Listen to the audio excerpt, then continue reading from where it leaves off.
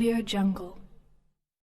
सोच के बताइए, उसका फिगर आपको पता है? आपको घर में जितना कमरा होगा सब में भी रखिएगा तब भी जो है बाहर रह जाएगा।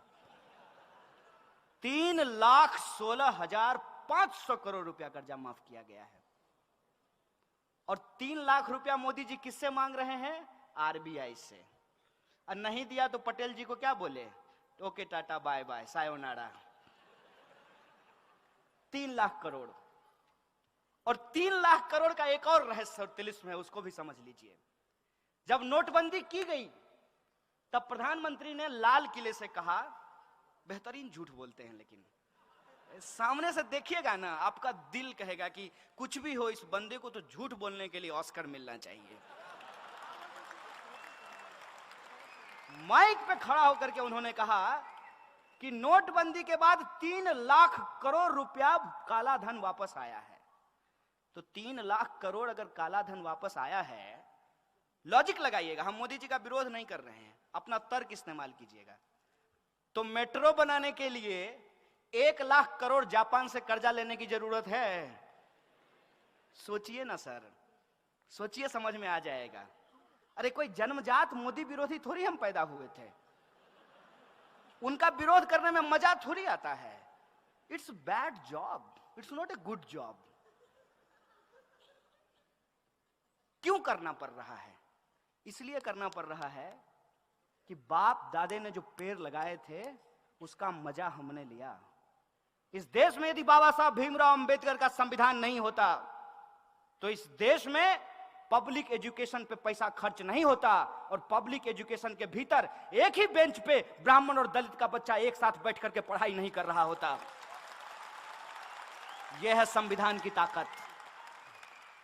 यह संविधान किसी एक जाति, किसी एक धर्म के लिए नहीं है, यह संविधान इस देश के लिए है, और देश देश के लोगों से बनता है तो लोगों के हक और अधिकार के लिए है, न्याय और बराबरी के लिए है।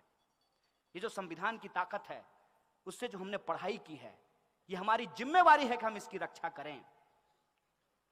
उसी प्रोसेस में आप ये देखिए, 1 लाख करोड़ रुपया कर्जा ये ले लिए हैं।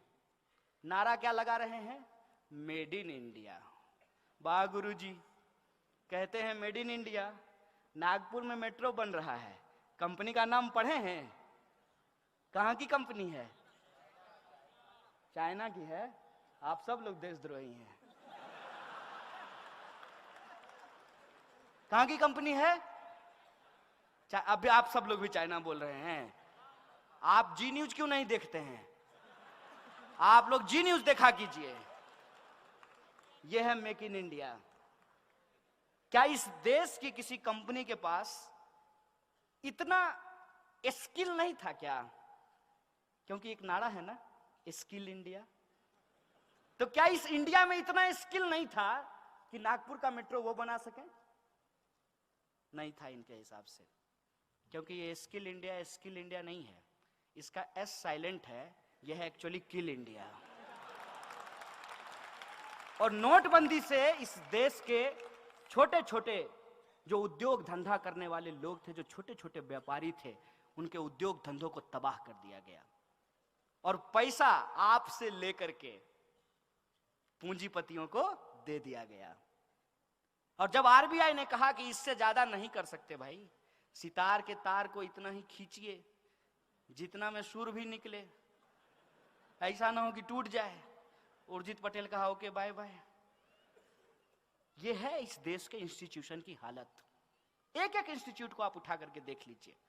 आप चुनाव आयोग को देख लीजिए, आप सीबीआई को देख लीजिए, आप आरबीआई को देख लीजिए, और आप पब्लिक सेक्टर यूनिट जो है उसकी स्थिति देख लीजिए। हर पब्लिक सेक्टर यूनिट को कहा गया कि आपको शौचालय बनवाने हैं, लेकिन शौचालय बनाएगा कौन? आरएसएस के 600 संगठन हैं, 600, और किसी को ठेका नहीं देना है।